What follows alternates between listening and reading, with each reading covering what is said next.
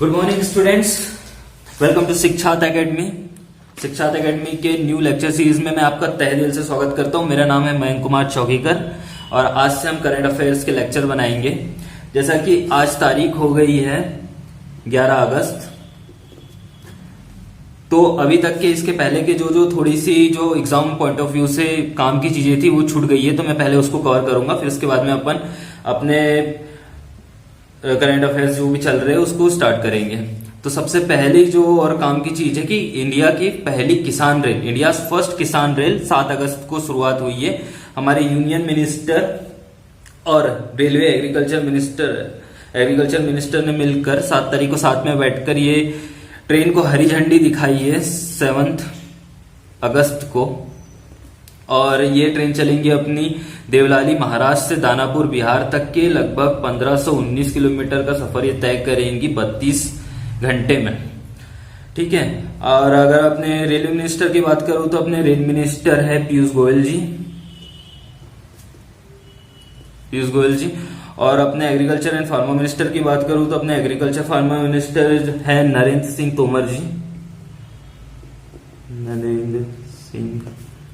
तोमर जी। ये train basically start करी है 2022 तक के किसान भाई लोगों की जो इनकम है उसको डबल करने के लिए। और इसके अंदर मेन सुविधाएं क्या क्या रहेंगी, तो इसके अंदर एक रेफ्रिजरेटर की सुविधा रहेंगी। दूसरी चीज आपकी जितने फ्रूट्स, वेजिटेबल्स और साथ में मिल्क एंड फ्लैश बोले तो मछली, मटन, ये सब आप कैरी कर सकते हैं इसके अंदर।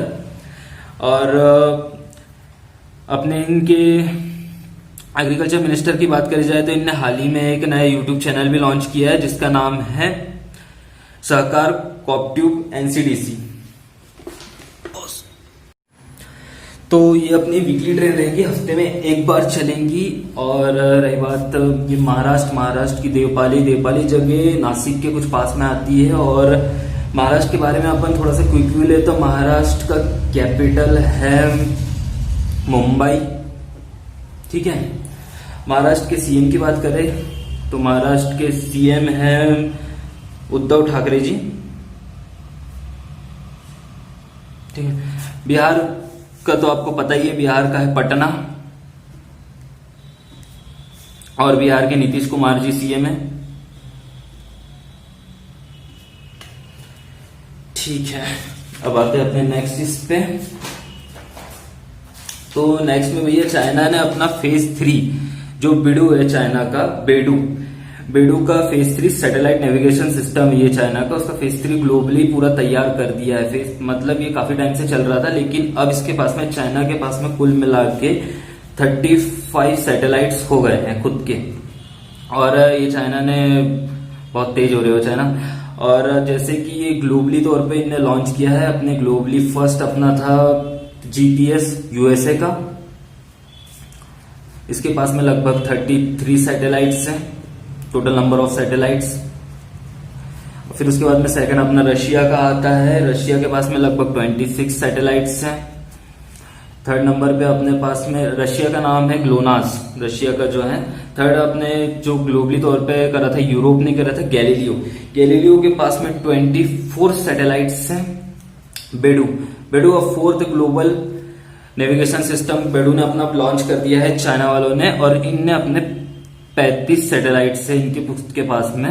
अपने इंडिया के पास में भी नाविक है, अपने इंडिया के पास में 8 है। अपना इंडिया का मेन अपने मिलिट्री पर्पसेस के लिए यूज करते हैं। अपना ग्लोबल नहीं है, ग्लोबल ये शुरू के 4, ये शुरू के सिर्फ केवल अभी 4 कंट्री ग्लोबल सैटेलाइट प्रोवाइड करती है। जीपीएस इसमें सबसे ज्यादा यूज होता है। जीपीएस का है तो अपना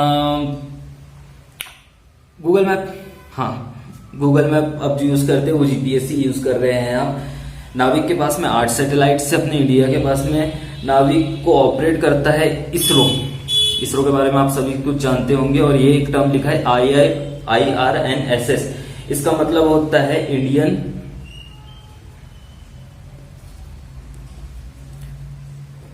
रीजनल नेविगेशन सिस्टम। ठीक है। इसका टर्म होता है। इसरो का फुल फॉर्म तो आपको पता ही होगा, Indian space and research organisation. मैं लिख देता हूं, Indian space and research organisation. ठीक है, इसरो की स्थापना हुई थी अपनी 15 अगस्त के दिन हुई थी 1969 में। एम आई राइट? हाँ, 1969 में ही इसकी स्थापना हुई थी 15 अगस्त के दिन। और इसके फाउंडर कौन थे? इसरो के फाउंडर आपको पता होना चाहिए एग्जाम पॉइंट ऑफ व्यू से कि विक्रम साराभाई जी इसरो के फाउंडर थे। अब इसरो के बारे में और कुछ, हाँ, इसरो की हेडक्वार्टर इसरो की हेडक्वार्टर बेंगलुरु में है, बेंगलुरु कर्नाटका में। ठीक है, वापस आते हैं चाइना के ऊपर। तो चाइना के जो है ये बेडू को अपन बीडीएस भी बोलते हैं, बीडीएस सिस्टम। बेडू इनने नाम रखा है बिग डायपर। बिग डायपर एक टाइप से तारों की जो एक्टिविटी रहती है कि तारे जो रहते हैं अपने, उसको देख के पहले के जमाने में जो शिप, जो नाव वगैरह चलती थी, तो उसका जैसे जीपीएस सिस्टम नहीं देते, उसका यूज करते थे। तो उसी के नाम पे इनने अपना खुद का नाम रखा है। और अब इसकी डिफेंस की बात चली रही तो पाकिस्तान, हाँ, पाकिस्तान जो भाई साहब है वो भी चाइना का गुलाम, वो चाइना का ही बेडू यूज कर रहा है पिछले 2 से 3 सालों से। 2 to 3 ईयर्स से पाकिस्तान बेडू का यूज कर रहा है अभी वर्ल्ड में। बाकी बेडू जो चाइनीज लोग हैं वो भी सब इसी का यूज कर रहे हैं। ठीक है, फिर उसके बाद में अपन नए आते हैं। हाँ, इसके साथ में पुराने डेट्स पे बात कर लूं तो मैं अभी 6 अगस्त गई। 6 अगस्त थोड़ी दर्दनाक और यादगार दिन था क्योंकि 75th एनिवर्सरी मनाई अपन ने। किस चीज की एनिवर्सरी? हिरोशिमा पे जो बॉम्ब गिराए थे, वो 75 साल हो गए हिरोशिमा पे, लेकिन आज भी उसकी तस्वीरें किसी ने देखी होंगी तो काफी दर्दनाक लगता है। और 9 अगस्त के दिन नागासाकी पे गिराए थे। 9 अगस्त के दिन नागासाकी पे बॉम्ब गिराए गए थे। हाँ, ये तो आपको पता होंगे कि कब गिराए गए थे, 1945 में। और क्यों गिराए गए थे? क्योंकि जापान ने 1941 में यूएस पे बॉम्ब गिराए थे। हाँ, और एक और चीज आपको पता होना चाहिए कि हिरोशिमा पे जो बम गिरा था उसका नाम था लिटिल बॉय। हाँ, और नागासाकी पे जो बम गिरा था उसका नाम था फैट मैन। ये बिल्कुल याद होना चाहिए आपको कि फैट मैन और लिटिल बॉय, ये 2 चीज। ठीक है, अब अपन अपने नेक्स्ट पे आते हैं। तो भाई एनआईटी त्रिची से अब आप एमए का प्रोग्राम कर सकते हो इंग्लिश लिटरेचर में। जी हाँ, एनआईटी त्रिची से आप इंग्लिश लिटरेचर में प्रोग्राम कर सकते हो। एनआईटी का अगर आप फुल फॉर्म देखो तो national institute of technology, national institute of technology. ठीक है, एनआईटी का फुल फॉर्म। और 31 एनआईटीज है, 31 एनआईटीज है अपने पूरे इंडिया में। ठीक है, चलो अब उसके बाद में Orissa become the first state in India to have a tsunami ready village. ये काफी अच्छी बात है कि उड़ीसा अपने इंडिया क्या, ये पूरा ग्लोबली वर्ल्ड में अपने पास में, उड़ीसा के पास में सुनामी रेडी विलेज, मतलब अगर सुनामी आए भी तो उसके लिए पहले से पूरी व्यवस्था वाले अपने पास में 2 विलेज हो गए हैं उड़ीसा में। कहां पर? एक है वेंकटेरीपुर इन गंजम और एक है नौलशाही इन जगतसिंहपुर। अब उड़ीसा के बारे में अपन कोई ले लेते हैं एक बार कि उड़ीसा के बारे में अपन सब कुछ देख लेते हैं। तो सबसे पहले उड़ीसा की स्थापना कब हुई थी? तो 1 अप्रैल 1936 में उड़ीसा की स्थापना हुई थी, ये आप याद रखिएगा। कैपिटल देखे जाए तो उड़ीसा की कैपिटल है Bhubaneswar, BHUBANESWR, Bhubaneswar. Number of district देखा जाए तो नंबर ऑफ डिस्ट्रिक्ट जल्दी सोचिए कितना है। नंबर ऑफ डिस्ट्रिक्ट है 30 डिस्ट्रिक्ट है। गवर्नर कौन है यहाँ के? तो गवर्नर यहाँ के हैं गणेशी लाल जी, गवर्नर है यहाँ के गणेशी लाल जी। सीएम है यहाँ के नवीन पटनायक जी यहाँ के सीएम है। और उड़ीसा के बारे में आप देख सकते हैं कि लोकसभा की सीट यहाँ पर है 21। राज्यसभा की सीट है यहाँ पर 10।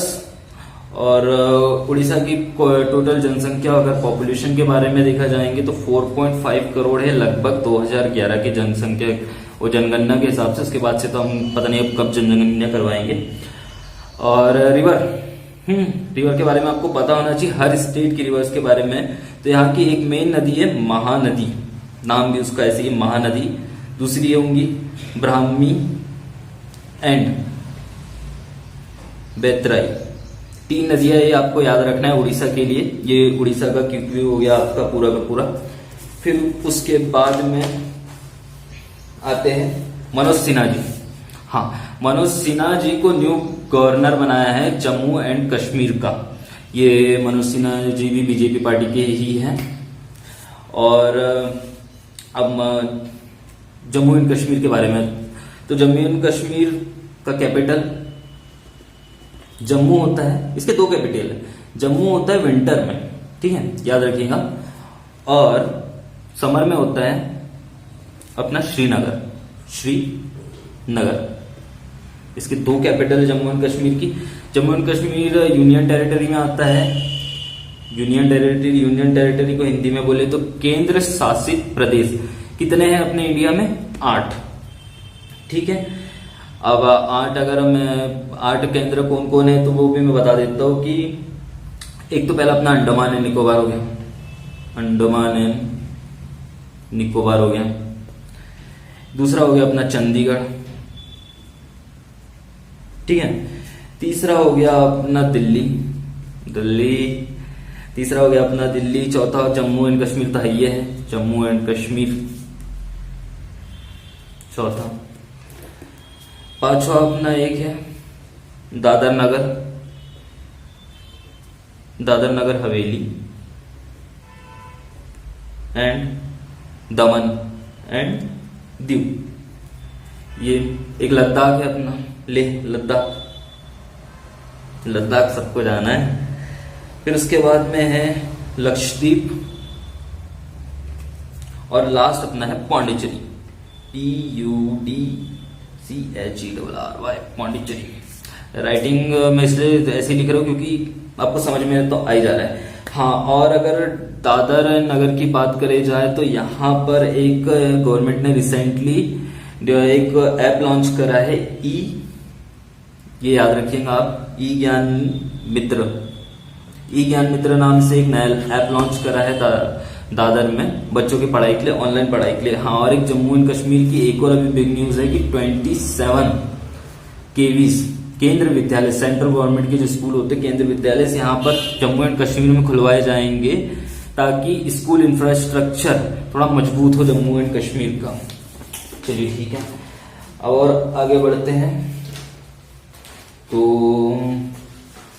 कहाँ सॉरी, आज का फर्स्ट लेक्चर है इसलिए थोड़ा सा मैं हेजिटेट हूं, आप सपोर्ट करिएगा। हाँ, गोल्ड लोन। तो गोल्ड लोन पे पहले आप अगर लोन लेने जाते थे तो आपको, जैसे आपके पास में 10,000 का आपके पास में गोल्ड है तो आपको उस पर 75% ही लोन मिल पा सकता था, मतलब 7,500 रुपए।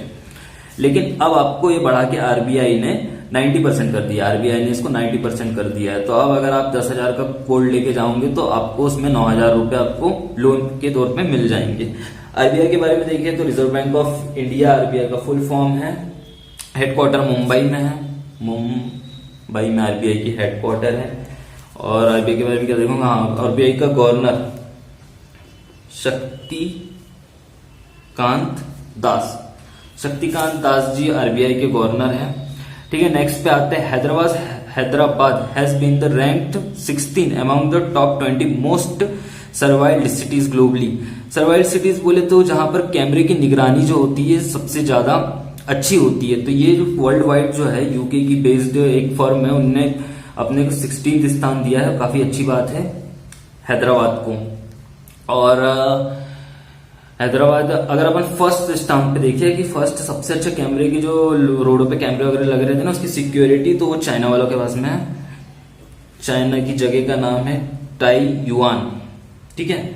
और आपको नॉलेज होना चाहिए कि लगभग 4.5 लाख कैमरे हैं यहाँ पर, ठीक है। फिर ICC men's T20 world cup 2020 that was postponed. देखो भैया अपना क्रिकेट पोस्टपोन हो गया है, अब वो 2022 में होगा, ऑस्ट्रेलिया में होंगे। 2020 में होना था, काफी एक्साइटेड था लेकिन अब 2022 में होगा, ऑस्ट्रेलिया में होगा। आईसीसी का अगर फुल फॉर्म आप जाने हो तो इंटरनेशनल क्रिकेट काउंसिलिंग होता है, INTIO international cricket council, ICC का फुल फॉर्म होता है। ऑस्ट्रेलिया के बारे में बात करें तो कैनबरा इसकी कैपिटल है, CANEERR, एक कैनबरा, ठीक है। ऑस्ट्रेलिया में करेंसीज की बात करें तो करेंसीज में ऑस्ट्रेलियन डॉलर चलता है, ऑस्ट्रेलियन डॉलर, ठीक है। और ऑस्ट्रेलियन के में धर्म की बात करें तो धर्म की बात इंडियन अपन धर्म की बात जरूरी है, तो धर्म यहाँ पर क्रिश्चियन है, लगभग 50% लोग क्रिश्चियन है ऑस्ट्रेलिया के, ठीक है। तो ये ऑस्ट्रेलियन बात हो गई। अब अपन नेक्स्ट इस पे आते हैं, तो ये यूपीएससी के न्यू चेयरमैन आ गए हैं, उनका नाम है प्रदीप कुमार जोशी जी। यूपीएससी के न्यू चेयरमैन है प्रदीप कुमार जोशी जी, आप याद रखिएगा। और यूपीएससी का आपको फुल फॉर्म तो बताने की जरूरत नहीं है, लेकिन फर्स्ट वुमेन चेयरमैन ये यूपीएससी की कौन थी ये आपको बताने की जरूरत है, RN बनर्जी, BANERJEE। हाँ, RN बनर्जी जो यूपीएससी की पहली महिला चेयरमैन थी। और यूपीएससी की स्टार्टिंग कब हुई थी, 1922 में यूपीएससी की स्टार्टिंग हुई थी। हेडक्वार्टर यूपीएससी की न्यू दिल्ली में है, ठीक है। न्यू दिल्ली में यूपीएससी काफी है। फिर अब के लिए एक छोटा सा क्वेश्चन है कि वर्ल्ड ट्रिबल डे मतलब विश्व आदिवासी दिवस कब मनाया गया था। तो विश्व आदिवासी दिवस 9 अगस्त के दिन मनाते हैं। अभी रिसेंटली गए, करंट के लिए जरूरी है कि 9 अगस्त के दिन याद रखिएगा। आप तो लगे तो रोज एक कैलेंडर बनाइए और उसमें अपना सब डेली का लिखिए कि कौन सा दिन कब जाता। यूपी में वही एक नया एयरपोर्ट कंस्ट्रक्ट हो रहा है, यूपी की कौन से प्लेस में, तो खुशीनगर। यूपी के बारे में अगर आप थोड़ा बहुत, और यूपी अब स्टेट आ गया तो स्टेट को थोड़ा सा अपन कवर अप कर देते हैं कि यूपी की कैपिटल आप सभी को पता है, लखनऊ, ठीक है। यूपी के गवर्नर कौन है, तो आनंदीबेन पटेल जी, आनंदीबेन पटेल यूपी की गवर्नर है। सीएम साहब को कौन नहीं पहचानता, योगी आदित्यनाथ जी यहाँ के सीएम है। यूपी की जनसंख्या के बारे में जाना जाए तो यहाँ पर 20 करोड़ से ज्यादा जनसंख्या है। मतलब अपन ने ऑस्ट्रेलिया की बात करी थी, ऑस्ट्रेलिया की जनसंख्या केवल 2.5 करोड़ है, और मतलब 10 ऑस्ट्रेलिया निकल जाएंगे अपने एक यूपी से, और ये 2012 का रिकॉर्ड है, जबकि ऑस्ट्रेलिया के पास में 2018 का रिकॉर्ड था, ठीक है। अब यूपी में ताजमहल है, ताजमहल के बारे में मैं नहीं बताऊंगा। और Delhi electric vehicle policy, Delhi electric अपने केजरीवाल साहब ने बोला है कि इलेक्ट्रिक व्हीकल पॉलिसी का एम मतलब उन्होंने बनाया है कि 25% इलेक्ट्रिक व्हीकल होना चाहिए 2024 तक। अगले आने वाले 4 साल में 25% व्हीकल्स अपने को करना है। अगर अपन करंट देखा जाए तो करंट अभी फिलहाल में 0.2% लगभग है अपनी इलेक्ट्रिक व्हीकल्स। और भी बहुत सारे करंट्स अभी छूट गए। आज मेरा पहला इंट्रोडक्शन लेक्चर था, हो आपको अच्छा लगा होगा। आप मुझे सपोर्ट कर सकते हैं, आपको पता है सुनहरी नहीं चमचमाती लाल बटन दिखेंगे आपको सब्सक्राइब की, वो सब कर दीजिए आप, बाकी तो आपको सब पता है। और मुझसे बने रहिए, कल फिर से मिलते हैं। Okay, bye bye, Tata.